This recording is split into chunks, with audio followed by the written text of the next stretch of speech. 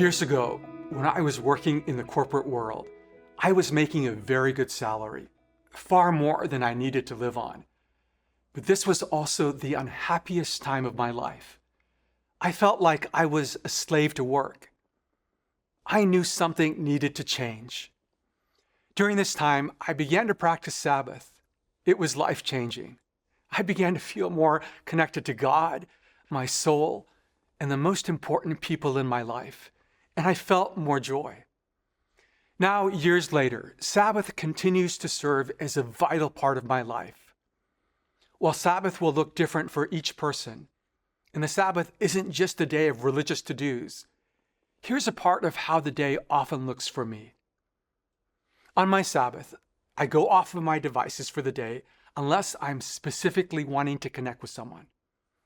In the morning, I'll take a long walk with our golden retriever Sasha on the beach or through a forest trail, and I will give thanks to God for the gifts of my life thus far. At noon, I'll have lunch with my wife Sakiko, and we enjoy unhurried time together. Later in the afternoon, I might go on a run or bike ride with our teenage son Joey in a nearby park, or connect with a friend. On my Sabbath, I will also make dinner, which doesn't feel like work to me because it's so different from my everyday work, and I usually only cook once a week. This also gives my wife, who cooks the rest of the week, a Sabbath, and we enjoy dinner as a family. The Sabbath, to use Abraham Joshua Heschel's phrase, is a palace in time, where we delight in God, life itself, and the people who are most important to us. Ann Voskamp says, it's a gift we cannot afford to refuse. Our practice for this week is to set aside space for Sabbath. Actually experiencing the Sabbath day requires some preparation. To support you through this, we have prepared a practical tool in the course guide to help you plan for this day. 24 hours is a major commitment, and it takes some work to give up work.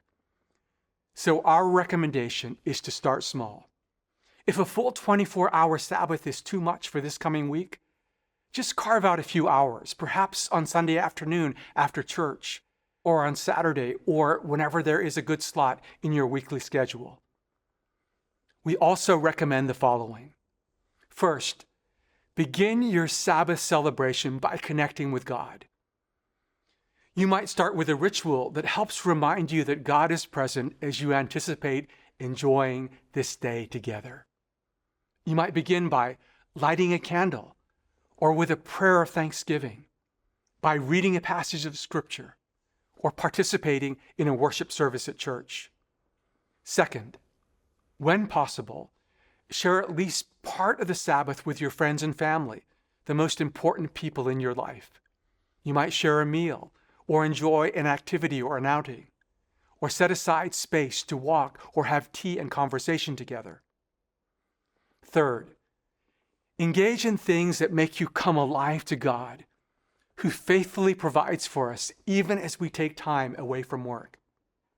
My friend Mark Buchanan says, the golden rule of Sabbath is to cease from what is necessary and to embrace what gives life. For some of us, this might involve walking through a forest trail or hiking up a mountain. Others find life while listening to music, playing in a jam session, or viewing a beautiful work of art. Some feel joy when they get lost in a captivating novel or movie. Others love eating delicious food. Many feel deep joy when they spend time with someone they love. Pursue whatever activities make you feel joyful, rested, and alive to God. You can find more suggestions in your companion guide. You can also find additional resources from Practicing the Way if you're interested in pursuing the Sabbath further. May you deeply enjoy your life with God as you practice the Sabbath.